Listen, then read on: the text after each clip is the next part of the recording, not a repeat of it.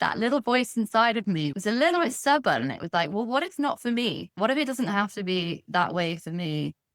And I refer back to that as my pivotal moment really in my journey, which was me going from like 98% of the population with any sort of disease or disorder. You just follow what your doctor tells you to do because they know best, to suddenly this stubbornness and this belief in something more, that it could be different.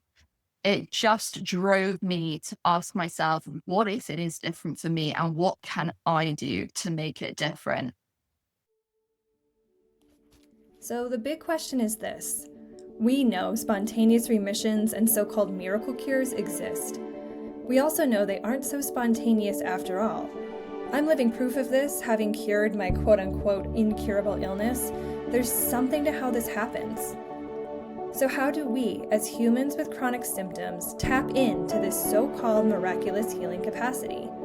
That is the question, and this podcast will give you the answers. My name is Dr. Erin Hayford, and welcome to the Sacred Illness Podcast. Before we begin today's episode, just my standard medical disclaimer. This podcast is intended for educational and informational purposes only. The content should not be considered a substitute for professional medical advice, diagnosis, or treatment. Always consult with a qualified healthcare professional regarding any medical concerns. Hi, everyone, and welcome back to another episode of the Sacred Illness Podcast.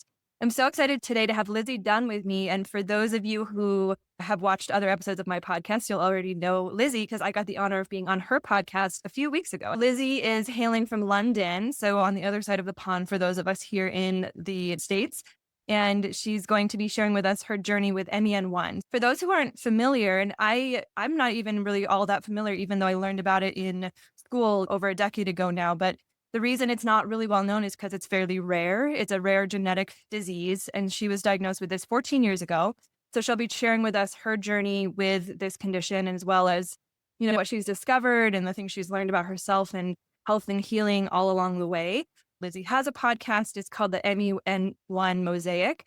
And she also has a community that is all about a similar mission to me, which is to share her personal journey with this condition in hopes that it will help folks with MEN1 and maybe resonate with people who are looking for an alternative journey towards health and wellness and healing. So welcome, Lizzie. Super excited to have you here. Thanks for making the time to be with me again today. Thank you, Dr. Erin, for having me on. It's such a pleasure and a privilege to be a part of your podcast today. Absolutely. So as always, we'll just jump right into your story, wherever you want to start us off, and just walk us through your process, and we will delve in from there. Absolutely. I was diagnosed with MEN1 when I was around 12, just about to turn 13. I'm 27 now, so that makes it kind of roughly like 13, 14 years ago. MEN1 is a genetic endocrine disease that runs in my dad's side of the family. Very sadly, his sister passed away with the condition before it was known to be in their family. He suffered a lot of problems with it. They found out it had come through from their mother's side. So I had a little bit of context to this diagnosis. My parents were given the option for me to undergo genetic testing at a certain point. And my parents felt at the time that that was the best option to take. So around 12 or 13, I had a blood test taken and they found MEN1 disease, a genetic mutation. I received the diagnosis, and I think a part of it was that I was so young that I maybe didn't fully comprehend everything that was going to happen. But all I remember is being told, this is what's going to happen. Well, this is what's likely to happen based on what we understand of the disease so far. And something inside of me just said, like, you'll be okay. It's going to be different for you somehow. And I thought, I've got to share that when I come on Dr. Erin's podcast, because it was exactly the same for me. It was this kind of slightly stubborn little resilient voice inside of me that said, okay, it's going to be different. So I knew that I had the disease from the age of 13 or 14. We were actually told not to expect any problems until I was maybe in my late 40s, which was when it had affected my father and his sister. My grandmother wasn't really symptomatic until much later in life. Lo and behold, about a year later, I become incredibly symptomatic. I go through all of this testing and they find out I'm very unwell. So the way that MEN1 works is that it creates or it produces lesions. We know them as lesions. They're technically tumors, but they're not quite the same as general cancer. produces lesions on the endocrine glands in the body, and it tells the body to produce too much of certain hormones. So I had two nasty tumors they found on my pancreas gland in a scan, and they said those need to come off as soon as possible because when they get to a certain size, they're at risk of spreading. And I was 13 or 14 at this stage. I just kind of did what I was told. And my parents sought, I think, a few different opinions, but they also went with what they thought was best. So I underwent some surgery around 13 or 14. Things then lay low for quite a few years. And then, being completely unsymptomatic, I had the same problem again with more of these tumors. But this time I didn't know they were there. And I'd had in these teenage years, I look back now and it wasn't coincidental. I'd had a really rough emotional time. Namely, my parents' marriage was starting to break down, and my way of coping with it was kind of to pretend it wasn't happening and just to get on. And people used to tell me, oh, you're so strong and you're so resilient. And I think I used to take that as a bit of a kind of ego boost to be like, oh yeah, I look like I'm coping and I've got it all under control. What I understand now is that I probably wasn't coping. It's that my body was taking the hit for what I wasn't really allowing myself to feel at the time. So these few years later, told to have another surgery. And of course, at that time, I was still very much under the conventional medicine care. I hadn't done anything else at this point. A few months prior, my dad had actually passed away for reasons unrelated to MEN1. But it was a really tough time. And again, my approach to this was like, just get through it. It'll be okay. And so I had the second lot of surgery.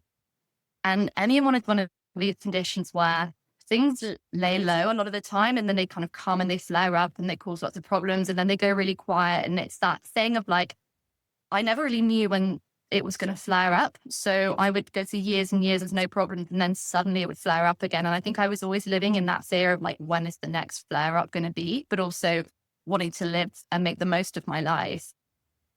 So I was quite rare to have had two very major pancreatic operations by this point. I'd also had MEN1 causing problems in other parts of my body. I'd been prepared for surgery and then taken off that list because my levels had come back down again and everything had stabilized. And I don't know, I was kind of like, wow, I've had a really rough time of it in the first 18 years of my life. Like maybe things will start to die down a little bit.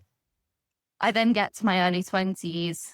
I was probably about 21 at this point, and they find a third round of tumors on my pancreas, which was absolutely devastating for me. I got the news. I actually received the news without any context from a doctor. I just read a report from a scan, and it was all medical jargon, and it was really difficult to understand. And in hindsight, I took that information literally as read. And I was like, oh my goodness me, I'm going back in for a third time.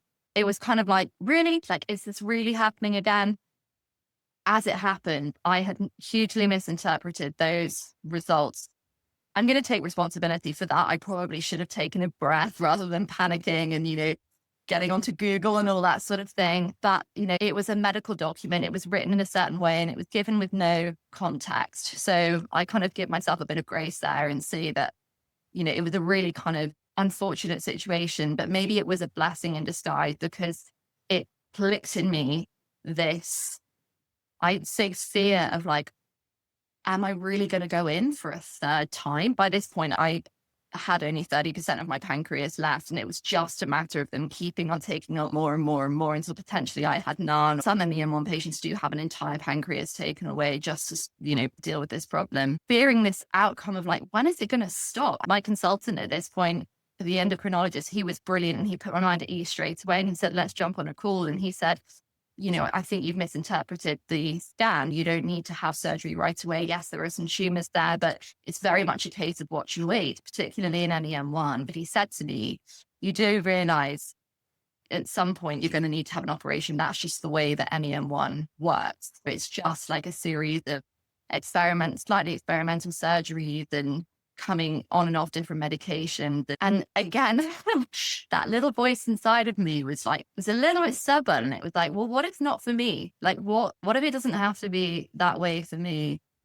And I refer back to that as my pivotal moment really in my journey, which was me going from like 98% of the population with any sort of disease or disorder, you just follow what your doctor tells you to do because they know best. To suddenly this stubbornness and this belief in something more, that it could be different, it just drove me to ask myself, what if it is different for me and what can I do to make it different? And this is basically chapter 2. It turned the page over into chapter 2 of the healing journey. And I guess I'm still at chapter 2 now, which is absolutely throwing myself into healing modalities. I've done quite a bit of stuff, and I've also gone into it 110% because I'm one of these people who, I can't just do something by half. Like, I got to do it properly if I'm going to do it at all. And it's led me to so many different places under everything I've done. So I'm talking about changing my diet. I'm talking about yoga, meditation, spirituality. I am talking about inner work, deep inner work. I'm talking about regulating my nervous system. I'm talking about quite literally like manifesting and healing, all the kooky stuff, all the conventional stuff as well.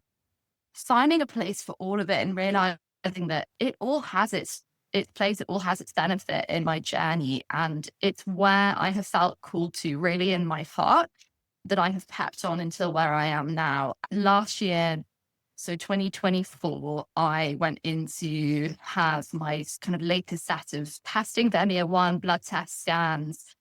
And the results came back to show that I had started to reverse my symptoms. And this, as far as I'm aware, was absolutely unheard of in MEN1 patients before, to have consciously reversed their symptoms with any of the healing modalities that I have just described. My consultant said to me, whatever you're doing, like, it's working. And it was a really nice piece of validation that can sometimes be dangerous when you look out to professionals to kind of, need to agree with you and need to support you. But in my experience anyway, has been so accepting of the route that I've taken, as have all of my professionals. They don't understand it. They don't endorse it a lot of the time. And they say, just be wary. But I've followed kind of what's going on in here to get me to where I am now. And as I say, I had those trend buffing results. And just to put this into context, MEN1 is a genetic disorder. It's an autosomal dominant disease, which means it's not just a disease where there is a genetic predisposition, there is an actual mutation on the gene. And it means that for every child of a couple, there is a 50% chance of inheriting the disease. The stats are unknown about the chances of presenting with symptoms. And this is where I believe that actually just because you have the genetic mutation doesn't necessarily mean you're going to get the disease, and even if the trends show differently. But it is one of those, I guess, less common names. You don't kind of hear any on one around it about. And that made me even more reluctant to start a healing journey, because I was like, there's no one out there talking about it. And there's still a voice at the back of my head all the time that says, this isn't like all those other conditions which people are reversing and healing and putting into remission. Like, this one's different. It's not going to be possible. It's that 1 to 3% of the diseases that is not affected by diet and lifestyle. That is a voice, and no one else is saying that to me. That's a voice in the back of my head that says that is trying to get in my way. I think coming so far along where I have now, for 5 or 6 years, I've been committed to this journey, and having had those results last year, it was the proof I needed to carry on. And for a lot of my community, and I'm sure they'll say this themselves, like, to have seen someone with an EM1 start down this path and come back with the kind of results I have, however it goes from here, like, that for me is evidence enough of what I am doing works. And, you and I both know, Dr. Aaron, that this journey is not linear by any means. Just because my results were all looking really positive last year doesn't mean that I'm never going to go through a bad phase again. But my position as a patient, my position on a healing journey, my beliefs and my thoughts and my emotions are so different now that this disease cannot hold me in the same way that it was 5 years ago, 6 years ago, or even 9 or 10 years ago when I was in surgery. And it is that curiosity, that sense of exploration, that needing to be a little bit different to everyone else. That is what has brought me here to where I am now, and sitting on this podcast with you, sharing this journey. Incredible. I have goosebumps listening to your story. To have you be a living example of like, no, that is not true. It's not set in stone is such a powerful message. And I was actually just writing. So I have my community too, as you know, and I was writing a response to a question because I have this thing in my community where people can ask questions and I respond. And someone was asking about genetics, right? Like, what's the role of genetics in disease? And I was talking about how they represent potential, but not this a guarantee, essentially. And I was saying there's, few diseases that are a guarantee or have a very, very high percentage of coming through. But here you are saying, even if that is the case, there is still this way of being in relationship with it that can start to reverse it. And for you, I mean, you are one of those examples, right? It's so crucial to exist because you are for your own community, you're that proof. And it's so hard for us to believe in something that we've never seen before. And so really, truly kudos to you for having the commitment in yourself and that belief in yourself to be the person who's starting that journey or starting that path or kind of breaking into new territory without having, because it doesn't sound like from what you're saying, you had any example of someone healing, right? In the way that you are. Is that true? That's true. I had no one in MEN1 who to follow. Of course, there were people like yourself and so many people out there who are healing from different conditions. And do I believe ultimately that, the label that we are given for a diagnosis, that means that my healing journey is going to be completely different to yours? No, I don't believe that in any sense. But there was, as you have picked up on, there was always that thing in the back of my mind that said it's MEN1 and it's different. So don't get carried away. Right. That's so powerful. And I agree 100%. The label is just what is how it's manifesting in our body for our unique reasons for, yes, genetics play a role in how things manifest in our body. But again, ultimately, the root is similar. The reason why illness manifests in the first place. But those kind of surface stories, so to speak, or the way in which the medical model talks of illness or, whatever the condition is, can create that story on the surface of whether or not it can actually be healed, which of course is a major block we have to get through. And it's not that you didn't have that voice of doubt, right? Like you said, you definitely had that voice that was like, you're not going to be the one to heal this. This is the one you can't heal. You can't do this. But whatever that other voice was, that whole time, that stubbornness or whatever, I mean, thank goodness we have that in us, right? Because if we didn't, we probably would have a different story to tell. And I think it's really fascinating too to hear your story, because what I picked up on in the beginning when you had your genetic testing done was this kind of presentation of like, yes, you have it, but you're probably not going to have symptoms for another, 15, 20 plus years at this point, the time you got your testing done, or 20 plus years, right? Because you were 13 and you said 40s, but then only a few years later, it started manifesting in you. And I hesitate to say things like this because this is my framework of like illness being a gift in some way, but it's almost like it had to happen sooner for you to be doing what you're doing, to become this example, to become this person who is writing this different story and becoming this inspiration for folks who have this illness, because who knows where you would have been. You're not even there yet, like in 13 more years when you turn 40, right? Like you might have a totally different life and a totally different way of working with it. There was something about the timing of it coming early on in your life and your way of being in relationship with it now that allowed you to become who you are with this condition. So does that resonate for you, or what do you think about the fact that it came on so quickly after being diagnosed with it? Do you know what? At the time, I don't remember feeling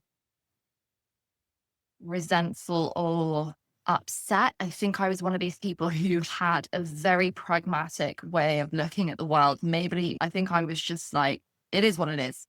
Let's just get on with it type of thing. I think that the unfairness of it all started to hit maybe a little bit later, maybe even more recently in these past 6 years or so. But what I got in these past 6 years or so is a bunch of awareness and learnings and exposure that I did not have at the age of 13 or 14. Mm.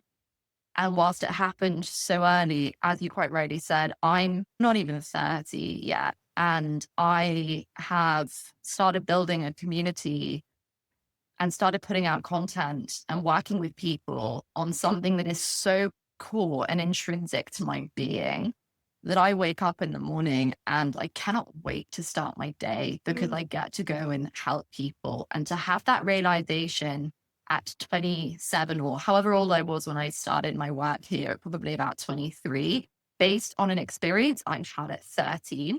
I am so grateful. If I'd had to wait till I was 41 or 42 to experience my first lot of symptoms, I don't even know if it would have been possible. So I know exactly what you mean when you say you're hesitant to mention this, but I absolutely fundamentally am on the same page as you when it comes to feeling gratitude for every experience that has been presented to me. It doesn't mean that it was easy to go through. It doesn't mean I would wish it upon anybody, but to be able to look back on something and say it made me grow is the best thing in the world. It's the most powerful thing in the world. And my work here is all about empowering people, empowering M1 patients, empowering community, the people in communities like yours to really see their experience and their dis-ease, as I like to call it, as something, as a teacher, ultimately.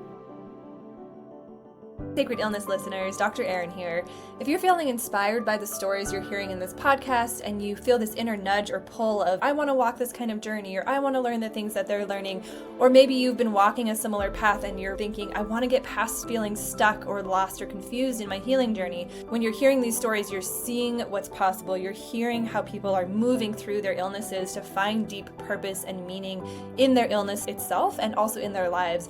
And so if you are in that place of feeling inspired and ready to take your own healing to the next level, this is exactly what I created the Sacred Illness membership for. Inside your membership, you will learn with more and more clarity that your illness itself is actually the invitation to step more deeply into your purpose, to transform your suffering into your greatest gift. The ways in which we are challenged in this life is an invitation to step more deeply into a space of meaning and into a space of health and well-being, and not the opposite. Illness is a sacred invitation to come back home to yourself. So this membership isn't about getting rid of your symptoms and suppressing them. It's about really learning how to connect to your body as a sacred guide, how to learn how to listen to what it's saying to you, how to be in a deep relationship with it, one of trust and one of reverence, understanding that your body is so wise and it contains everything that you need to heal yourself, to tap into your innate healing capacity, and more than anything else, to reconnect back to who you really are and who you were before life and trauma got in the way of that. So if you're ready to take the leap and join us inside the membership, click the link below in the show notes. As a thank you for being here, podcast listeners get 20% off your first month of the membership by using the coupon code PODCAST, all caps, PODCAST. I can't wait to see you inside the membership. I can't wait to support you on this next leg of your healing journey. And until then, let's get back to the podcast. Ultimately, what other choice do we have? The reality is we have the diagnosis and we have the symptoms and we have this trajectory laid out for us. And I was just talking about this on my last episode, actually, where I was essentially talking about the stories that we're surrounded by greatly influence our relationship with whatever it is. I was giving this example of childbirth and how the typical story is childbirth is painful. And if that's the only story that you subscribe to, then that's probably going to be your experience of childbirth. But me being me and you being you, we have this mentality of, but what if it wasn't? What if it wasn't that way? And I was exposed to this alternative way of giving birth, and I had a 99.9% pain-free birthing experience. And so I just had this really strong conviction of putting this new story out into the world where it's this like, but what if it wasn't that way? What if it didn't have to be that way? And again, if we have the diagnosis anyway, we're given that prognosis from our providers, which is like, yeah, you're probably going to have to be on this medication and you're probably going to have this surgery. And 90% of people who have this diagnosis have this and this and this and this and this happen. It's really stepping back and promoting that idea of that's one story. That's one possibility. And if you don't pursue anything else, then that will be your story. But for those who are not satisfied with that, this is the purpose of the work that we're doing, which is to be like, here's a different story. Here's a different possibility. And it's so fascinating hearing you talk about your providers, how they are literally seeing it work in you. They're literally seeing you heal. They're seeing things reverse. They're seeing a different trajectory in you. And still, like you said, some of them are not on board with it. Some are still saying, be wary, even though they're literally seeing a different thing play out in front of them. They're still convicted or they're still attached to their version of the story.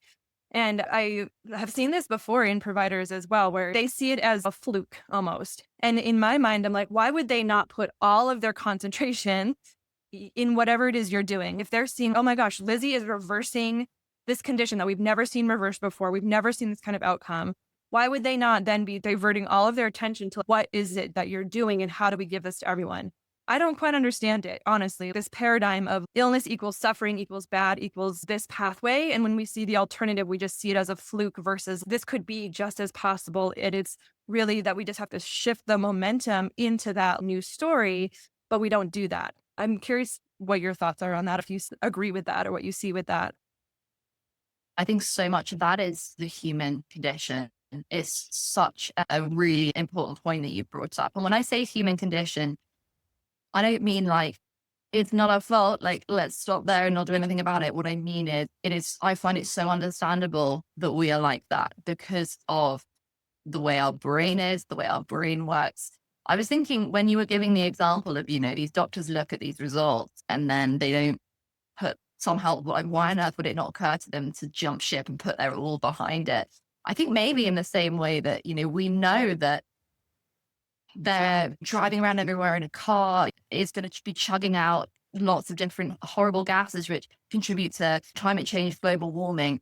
Does that mean I'm going to stop driving around in a car? It's these kind of like we are our own worst enemies in that sense because we continue doing this thing that we know doesn't work, but because the outcome is familiar, we continue to do it. And I think that's what happens maybe in a medical setting. And I don't know, I can't speak from experience as I'm not a provider myself, but particularly in conventional medicine, these doctors have gone through so many years, sometimes decades of training.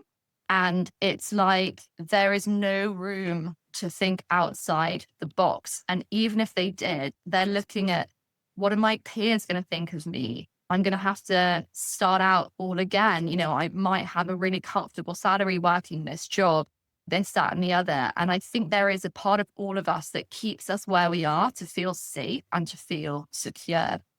And I have applied this to my A team, which is anyone on a professional level, on a personal level, on a patient level who forms my kind of inner circle, my community. I've had to apply this to the medics that I choose to work with because we disagree just inherently on some of the most basic things about health and healthcare. And people can say to me, well, how can you sit in a consultation with someone with whom you fundamentally disagree? And there are two answers to this. I think one of them is there is so much scope for progress when we entertain the possibility that someone else might be right and that we might be right at the same time.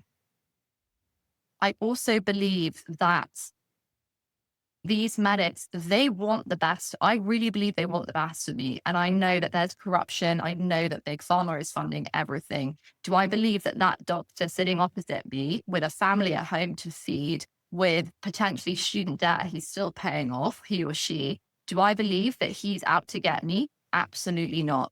Do I believe that he's going to do everything he can to help me get better? Completely. Do I believe that his way of doing it is the right way? Maybe, maybe not. Do I believe it's the only way? Absolutely not.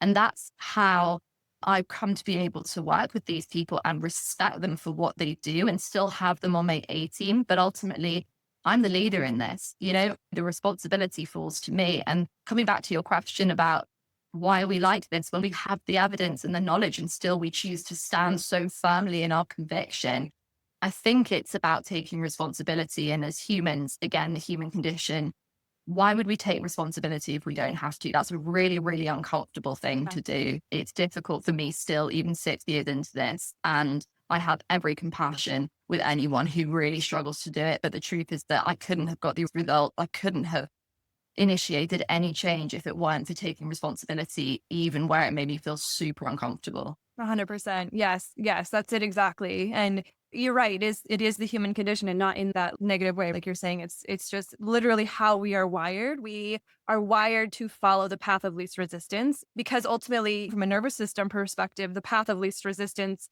is familiar. It's what we know. It's a known outcome. And even if we know the outcome isn't great, like if we're using the medical world as an example of that, I know if I follow this path, this is what's going to happen, but there's familiarity to it. Okay, I know what to expect. I know that at this point I'm going to have this surgery. I know that this is my medication regimen. My doctors know what to do with this situation. But the world that you and I pursued, we were bushwhacking, right? We were making a new path through an unknown territory, and we didn't know where it was going. And we're starting to see the results that, we were hoping we would see, but there was no guarantee of it.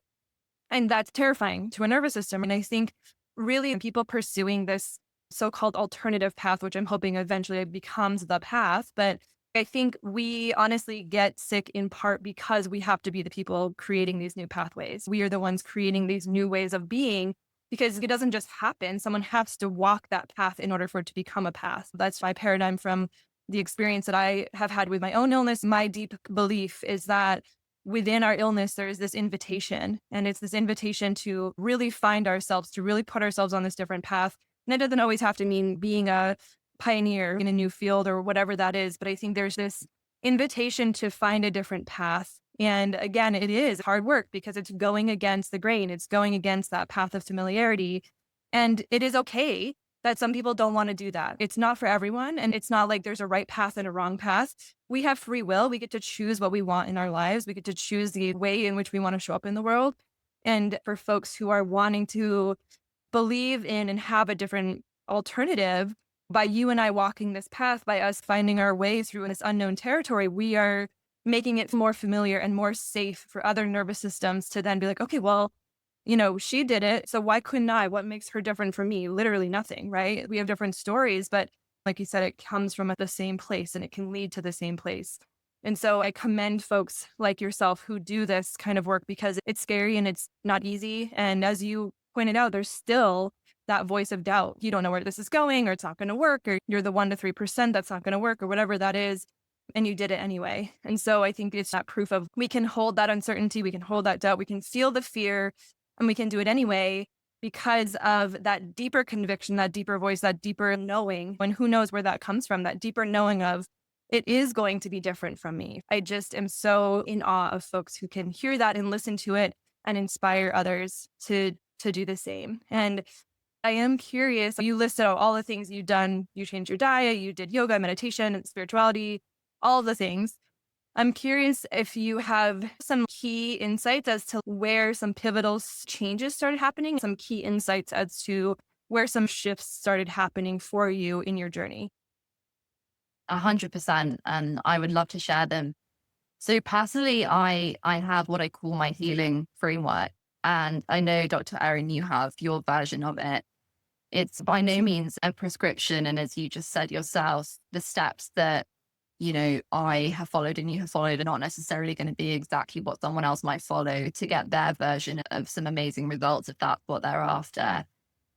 But for me, I had to go through a lot of very messy, chaotic changes in my life. And I stepped back to look at them and I thought, okay, how can I put these together in a way that would save someone else time, money, emotional energy, physical energy? Because my goodness me, have I spent all of those to get to where I am now? And the three kind of pillars that I landed on were building an A team, healing yourself, and creating your health. And I'll speak from my own experience. So build my A team. For me, that looked like surrounding myself with the right professionals, which is so important in NEM1. This is not a bog standard disease by any means.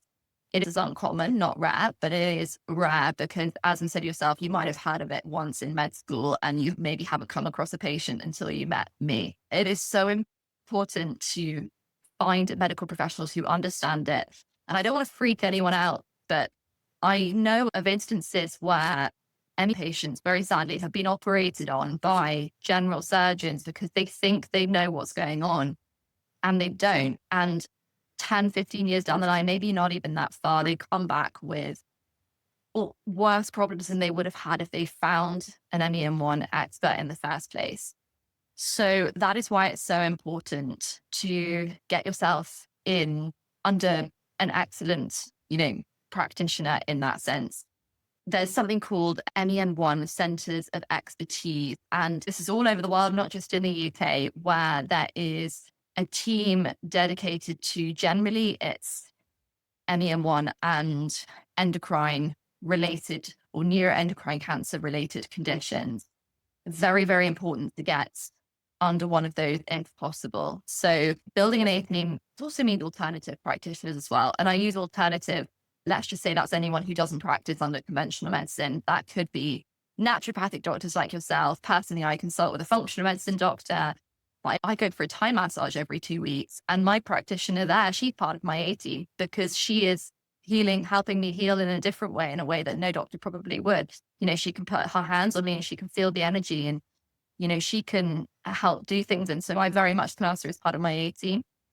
And then the last part of that is personal relationships and patient community, finding like-minded patients who want to think about health in the way that you do, not ones who are always going to agree with you and never disagree with you and never challenge you, but ones who you feel hold the same values and hold themselves to the same standard in their healing journey. I think that's very, very important. Personal relationships as well, just because we all know that if you've got friends and family around who are not supportive, it just makes the process so much more difficult. So that is build your A team. The next pillar was heal yourself. So I didn't come to this until years and years into my healing journey, but this is all about the intangible stuff that I can't see. These are the thoughts that I let run my mind and dictate my words and my actions. It's the beliefs that hold those thoughts in place, particularly ones that I might have adopted in childhood and that subconsciously kept with me up until now. It might be anything really that comes from here. And what happens up here also then dictates my emotional states. And part of heal yourself is to be able to see that the outcome or the reality that I have now is a result of the thoughts and beliefs that I hold and the emotions that those dictate, and therefore the responses that create what I have now. And if anyone is interested in this, Dr. Joe Dispenza is brilliant on perceived reality. And I really believe that my experience of MEN1 is dictated by how I choose to perceive it in my life. Anyone who hasn't had any experience with anyone other than conventional medicine, that one can take a little while to sit with, but it's absolutely essential for me in my journey anyway. And the final pillar I called create your health. And this is this idea that health is just sort of a misbelief that health is handed to me on a platter and I kind of just have to deal with it. Not at all. I've completely recreated my health. In fact, I've even said I've designed my health, that what I have now is what I consciously chose. And people love this pillar because it's all the really fun stuff, like the diets, the supplements, the hyperbaric oxygen chambers, all the buzzwords, which I think most people flock towards because it's so tangible and it's marketable and it makes conversation and it's controversial and there's money behind it. It's also the place where most people, including myself, get stuck because there is so much out there.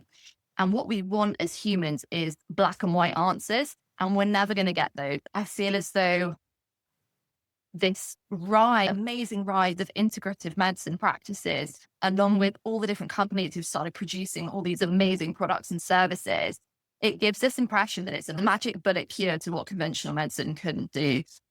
It's, in my experience, it's just not the case. Hence why I talk about heal yourself being so important, because you need to make sure that you're in a position in your life where you can make conscious changes. You can make from a very centered place the right decision for you. But if you've shot straight to, we call it Holland and Barrett over here, it's a store full of supplements, super kooky when you walk inside. If you walk straight in there and stand looking at a box of supplements or a shelf full of supplements, and you just pick one off the shelf and you say, oh, I recognize that name, I'm going to take it with me. Where has that decision come from? So I think that is why, for me, I teach that framework in the way that I do. It's actually not, ironically, it's not the way that I went through it. I went through it backwards, and that's why it's taken me so long with so much heartache to get to where I am now. But I teach it in that order because it's so important to have that medical care. Personally, I'm a big fan of MEN1 patients where, however they lean, alternative, not alternative, somewhere in the middle. I think medical care for me has been so important. Working on themselves, on all that inner stuff that's going on, which ultimately is the thing that holds us back really from making progress. And then the fun, tangible stuff, like if you want to try ketogenic diet, experiment with it, see how it goes. Those for me are what I call my kind of pivot points and the pillars. And I keep following that template and framework myself. I go back and forth and I step between the different pillars, but I come back to those at the end of the day. And that's what I share with people when I share my content, when I talk about my journey, when I talk about my trajectory. And if I could do it all again, I would follow that framework. And I have no doubt that I cannot guarantee anyone that that's going to change their any trajectory. But what I can say is that with absolute conviction, if someone were to take my experience and to take inspiration from that and start to navigate their own path and find their own thing, there is no way that their health results could be the same in 6 months to a year's time. There's just no way. It's just not possible physically. Yes, agreed. I love that because what you said, if I could do it again, this is what I would follow. And this is exactly why we're doing what we're doing. Trying to give a straighter path, even though it's bushwhacking, there can still be more of a path than just like, maybe I'll go over here, maybe I'll go over here and spend 2 years doing this and to find out it doesn't work. Here's some major pillars or here's some major steps that we know for sure are part of this journey. And what I love about it too is that they're pillars, which means they're bigger concepts, but within that is the unique journey, right? So that's exactly how I conceptualize it too. What I'm loving about this conversation is that you and I have arrived at so many similar conclusions. And that speaks to how there is something to this journey, right? There's a path, there is a formula. Even the people who aren't healthcare practitioners that I interview, they end up following a similar path as well. And so by doing this work, we're shortening the journey by saying, okay, here's what we know for sure. This is what's repeatable. This is what we see in everyone. This is what we experience. These are the pillars. These are the things you must have in place. And then within that is your unique relationship with that pillar. My work really centers on that second pillar, which is the mindset, the way in which you are showing up in the world as dictated by your thoughts and your programming, your subconscious programming. That's the core of my work. And the designing your health piece, that's such a beautiful way to think about that third pillar where you have your support team, you're working on that inner stuff, which is going to be the big dictator of what's showing up outside based on what's happening inside. And then I love how you're putting that at the end or the third step of now, once you have those things in place, then you can start pulling in those other things as the cherry on top, but not the foundation. We're not building a foundation off of keto. That can be the cherry on top that really puts everything into place and really helps finalize your expression of health. But you're right in that so-called alternative practitioners are really flocking to those kinds of things and marketing them. And it's such a racket. And I 100% agree with what you're saying, where I do believe most practitioners are coming from a place of goodwill and wanting to help people heal. I went to school with hundreds of beautiful, amazing human beings who have genuine hearts of gold where they want to help people heal. And some of them are doing those kinds of modalities as their standalone offering. And not because they're trying to just become rich. I think they see it as this thing that does make things shift in their patient outcomes. The reason I stopped doing stuff like that, like I think you might know and my listeners might know, I don't do labs anymore. I don't do supplements. I don't do dietary recommendations. I just do this kind of work, the healing yourself middle pillar. I just focus on that piece of people because I saw that essentially what I was doing was, doing the labs, finding the result, and then jumping to your third pillar of like, okay, do this diet or do this thing. And what we're missing is that core middle piece of, but why is it happening in the first place? Why is your body manifesting this? Why is your self-healing capacity blocked? Why is illness showing up? What is its purpose? What's the deeper reason it's there? And that gets into that deeper programming, mind-body connection piece that if we're just skipping over that to, well, this is your symptom, so let's match it with this treatment thing, we're missing the core piece. So you can do that treatment all you want, and it will help, but it's not ever going to cure you because it's jumping over that middle part of how and why you're sick in the first place. That's the body, the meat of it. That's the majority of it. You have to work on that piece, and then those other things can come into play. So yeah, that's really, really beautiful. And is this what your community focuses on, supporting people in finding or figuring out that middle piece? Or do you touch on all three pillars in your community, or what does that look like? So I touch on all three pillars in my community. The thing I can talk about the most is that component, is the heal yourself, the one that you've just beautifully explained, because that doesn't take anyone else to help me with it. That is what I've come in and found in, inside me, my heart, my thoughts, my beliefs, my emotion. And really is the foundational aspect underneath everything else I do. And I try to get across when people come into my community. Yes, you will hear me sharing about the different practitioners I work with. Yes, you will see me sharing photos of the food I make or my gym workouts, but ultimately, none of that would be there if it weren't for the core work that I've done around my nervous system and my subconscious, which is what you so beautifully talked about. The what helps me is actually my podcast, because when I started this work, I didn't want to qualify to become any kind of practitioner. And that wasn't because I didn't feel I could. It was because really I knew that my gift was to have my experience and talk about it and share about it, and to let other people come in and help me do that in their area of expertise. So I've connected with so many amazing practitioners like yourself. I have MEN1 expert surgeons on my roster. I have functional medicine doctors on there as well. I have patients. Again, I know you have your own patient background, who have healed the most incredible things ever. And it is such a privilege when someone comes into my community and says, I'm struggling with this, or this is what's going on. I can say, you know what? I know someone who I think can help you. So really, my community, what I do is I share from my experience, and I say, take what works for you and leave what doesn't. And where you need help, where there are gaps, tell me and I will find the person to help you. And I really, really believe healing is collaborative in this massively individualistic world. Healing is a collaborative effort. We are tribes, we are communities after all. That work community isn't there to make it sound all soft and pretty. Like, that is so, so powerful. And I remember hosting a workshop a couple of years ago and explaining about why I couldn't have done what I've done. I couldn't have got my results if I didn't have a community in place. I just never would have got there. And if there's one thing that we're learning nowadays, it's how the most important factor, in longevity, in long-term health, is quality connection. And for me, that comes from community. That's what it is all about. And especially for something like MEN1, where, it's possible there's no one in your state, your town, your city, right? Like in the US, maybe your state, maybe you would have to go like 100 miles to find someone, or 200 or 1,000, right? So when it's something that is not as common, it's nice to have virtual communities like yours that connects people that otherwise would not be able to find someone who could understand their situation. It just feels that much more, you feel that much more safe and seen and attuned to. And that last piece, being attuned to, I think is the core piece of community, right? Is you feel held and seen in this way. It's like a radio tune. It's not fuzzy. It's this clear connection where you just feel held in this space. And it's when we're really seen and held and accepted for who we are and understood for who we are and how we're showing up in the world.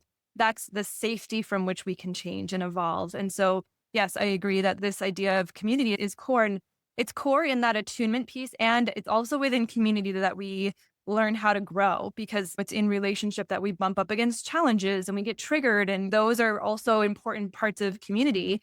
I know in the past when I've been single and living alone, I've been great because there's no challenges inherently when you're on your own doing your own thing. But when you come together with other people and there's other opinions and other ideas coming together, it's that attunement and it's that challenge. And both of those are needed for our healing work to really go to that next level. And I think you spoke to this too really beautifully, because your community obviously is like-minded people within your virtual space, but also your providers are part of your community. And that's a really beautiful example of how not everyone agrees with each other, and yet they are still supportive. Like you said, obviously it's your conventional doctors. There's a lot there in the ways they're helping you. There's a lot of safety with them. And there's some philosophical disagreement, right? And I think that that's a really beautiful example too of the inner work that you've done, where you can stand really strongly in that inner self and in that inner conviction and that inner knowing. I think you said something about this at the very beginning of the podcast, where it's not like you're not looking out here for the answer anymore. There's this deep conviction of, I know what it feels like in my body when it's a yes or a no. There's this intuitive pull, and you don't need anyone to necessarily validate that, but it's nice to have it be seen. Or you don't need anyone to say, yes, that's right, or yes, that's wrong, because the inner knowing that you cultivate through this inner work is your compass. That is the thing that can't lead you astray when it's really tuned into. And so then from there, it's that attunement that can be very validating or supportive of that inner compass, but isn't making or breaking it. And I'm curious, because it sounds like you had that from the beginning, that inner feeling of it's going to be okay. This is going to be different for me. And your doctors were not necessarily in agreement, but you did it anyway. Do you feel like you always had a really strong connection to that inner conviction, or did that grow with time, or maybe both? My parents found me to be quite contrary and hating doing what I was told. So I'm going to say that there was always something inside me. And I don't think it's just childhood stubbornness. I think for me, I always wanted to understand why I needed to do something and why it had to be that way. Whether that made me a very easy child to raise, I don't know, but I don't apologize for it now because, as I say, that it was that part of me that held the voice that said it will be different for you. And it was really at that point of finding the third lot of tumors when I was about 21, my final year at university. It's so funny because it was the power of an inner conviction that said it will be different for me, twinned with the most acute fear that what I most feared in the world, what I was so scared of, which was going into another surgery, was going to happen. And so I think fear plays a role as much as the conviction, and they're not necessarily different things. I mean, we're human beings, we are motivated by pleasure and fear. And I actually think more of us are motivated by fear because it enacts within us this absolute desire to change and to make things, or to either avoid something or to move closer to a goal. So in answer to your question, absolutely that conviction was in me from the word go, but I didn't realize it. It didn't manifest in me until I was on that point of, quite literally, I was at a crossroad and it was like, right, I could go right or I could go left, and it is up to me. And the way of going right, well, the way that I feel like, everyone's telling me to go down, listen to the doctors, do everything as you've always done it because that's safe and that's known, even if the outcome isn't so pretty. Like, that's much safer than going completely the other way, which is you cannot see anything in front of you, and obviously all the people who were still in my 18, because they are the people I love the most in the world, they were like, why the heck would you go down somewhere where you don't know if you're going to get out at the end of it? And it was that inner knowing. It was that very strong and acute feeling of, I have to do that. I have to do that. And all I would say is that I face feelings and moments like that at different points in my day, every single day. It doesn't just have to be, something as serious as a diagnosis or news of a third round of surgery. Sometimes for me, it's as simple as like, do I pick pork or beef to eat today? Like, one of them feels more familiar, the other one feels a little bit more unknown. And I hope it doesn't sound like I'm trivializing here when I use the example of food, but that my mentor says to me, how you do one thing is how you do everything. And I come back to that every single day. And it has taught me that whatever I do for my health now is going to have this ripple effect out on my life, on every single area of my life. And it is the only thing that is going to get me from where I am now to where I want to be, is that conviction. It's completely that conviction. And it is unwavering. It doesn't mean I have to go and push it down other people's throats. And I think that's really important, because don't make the mistake I did, which is try and convince everyone else that I'm right and they're wrong. No one likes that. No one likes that. Doctors don't like it. Friends don't like it. Family don't like it. And they would try and do it back to me as well. But be the bigger person. Like, if you're the one doing the work, do the work, let it go. Like, keep my head down, stay focused, and move towards the goal. And that is where conviction for me has held its ground every single time. And my fear, of course, it's still there. It's just that I'm so much more aware of it now, and I don't let it pull the rug out from underneath me because I've got it. I've got it so much more easily.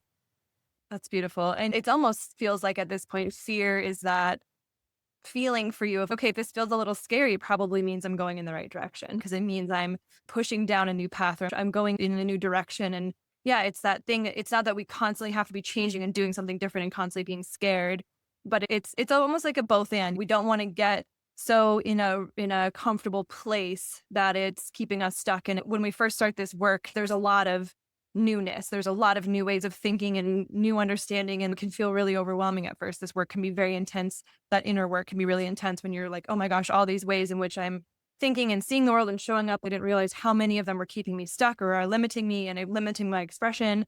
And then we start to slow down a little bit and get into a new groove of this new way of being. But I think there's this balance of not ever getting to a place where there's a new way and that's it forever. There's always an opportunity to continue to grow and expand. And discomfort or fear is reframing it as like, it's scary because it's unfamiliar. And that can be a positive thing if we can just breathe.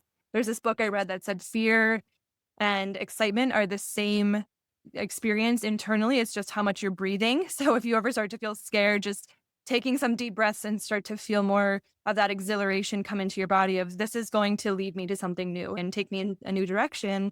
And that's good for me, right? It's good for me to continue to expand and grow and find bigger and healthier and more beautiful and more, at the end of the day, I think the big thing is more attuned, aligned ways of being myself as I move through my life. And yeah, it's recognizing we don't just wake up one day and everything has shifted.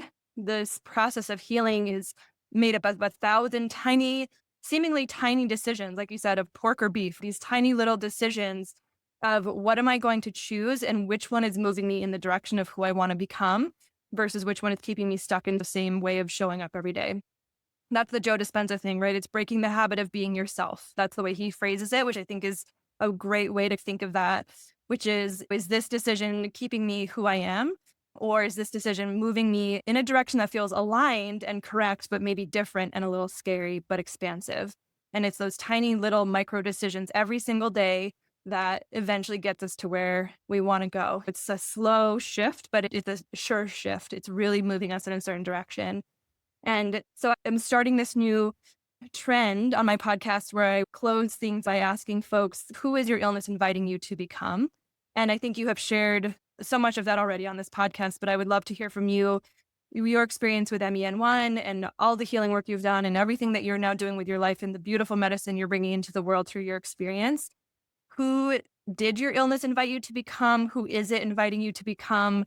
How would you describe that or characterize that based on your experiences?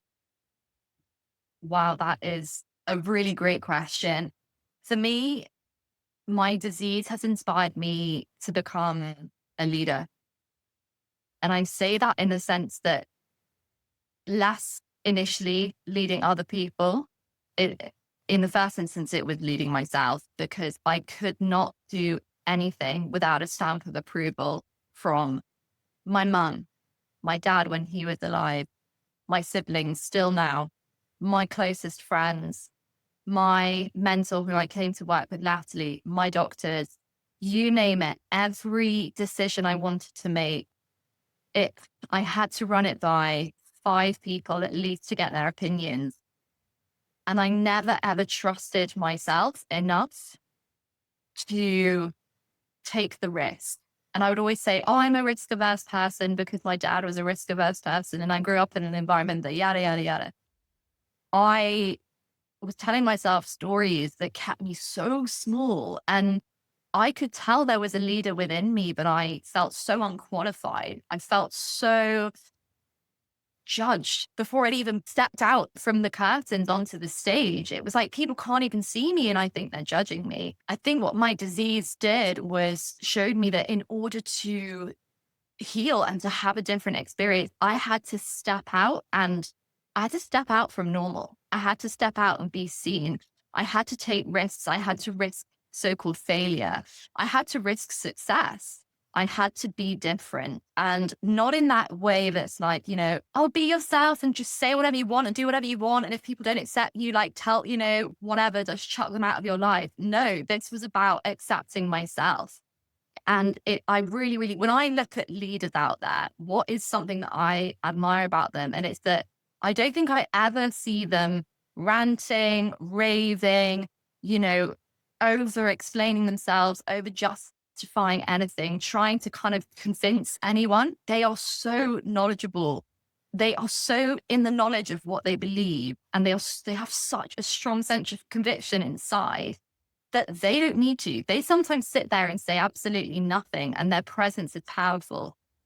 And I think that's what I was so lacking in my life up until that point. I was constantly justifying everything, constantly over explaining, constantly speaking, never breathing. So, what I would say is my disease has really taught me to become a leader, first of myself in my own life, and hopefully now of my own community. And I really hope that people feel, that when they listen to me speak, that it's not about, oh my God, wow, like, look what she's done, look what she's achieved. It's about, wow, I feel from seeing this a potential stirring within me to have or do the same. And all I can say is, I really, really believe that it is possible for anyone out there to decide the trajectory they want to go down, however it looks. I think the most important thing is conviction, is belief. I can confirm that you are that person. There's so much that's stirring in me just from having this conversation with you. And there's just a palpable power here in a beautiful, kind of expansive way, not in a more negative connotation of power. There's just this powerfulness in you that just feels so real and authentic and grounded. There's a genuine love in you that I can feel, of this desire of, I want to inspire, right? There's this feeling of you inspiring me, my listeners. I can just feel the inspiration coming from you. And I believe very much in what you're saying, that, the kind of way leadership is transforming, as lots of things are transforming around us, right? We can see the world is in this very huge shift right now, and old paradigms are falling and new ones are coming into place. And a lot of what we're talking about is how things are going to start to shift. And I think leadership is part of that, where this new manifestation of leadership is about embodying your truth so firmly and so unshakably that, like you said, you don't even really have to say anything at all. It's just by you being that person, you inspire and give others permission to do the same. And the more we all stand in our own power, in our own truth, in our own selves, in that way that only we uniquely can bring to the world, that is the most powerful, beautiful medicine that anyone could ever bring. So again, as you said, would never wish illness on anyone ever, of course. And yet, what a gift it has been in your life in this way, only because now who you are and what it has led you to, and the way in which you're showing up in the world, and the way in which you are undoubtedly helping and healing and inspiring and shifting and creating that stirring in so many people, is such a gift, such a needed medicine, such a needed paradigm and just way of being in this world. So I am not grateful that you were sick, but I am grateful that you bushwhacked your way through this new path and found your way to where you are today, so that you could be who you are and help others find their way through this too. So truly in honor and awe of you, Lizzie. Thank you so much for being here. I'm so grateful that we're connected. I was honored to be on your podcast, and I'm so grateful for our conversation today. I feel like everyone I talk to, I'm like, you have to come back on. I want to keep talking to you. So we'll be in touch, I'm sure. But just truly thank you from the bottom of my heart for being with us today and sharing your story in medicine with us all. Thank you, Dr. Erin. And the honor really is mine. I've learned so much in your presence, having you on my podcast, seeing your content go out. You have a very unique voice, such a strong sense of conviction, and the passion and the care that I think emanates from just speaking to you now is so inherent in what you do. And I believe anyone in your community, anyone listening back, knows that you are really fueled by a mission to help people. And it is so inspiring what you've created here. Thank you very much for letting me into your space. I appreciate it hugely. Absolutely, Lizzie. Thank you so much. And thanks everyone for listening. We'll see you next time. Thanks so much for tuning in to another episode of the Sacred Illness Podcast. If you find this information shared here inspirational and educational, please share it with those you think would benefit from this work. To take this work deeper yourself, check out our website, www.aurorasomatic.com, where you can explore our coaching, community, and course options. And don't forget to subscribe to this channel, where new content is coming out all the time, intended to inspire, awaken, and help you deepen your relationship with yourself, your life, and your world. We'll see you next time.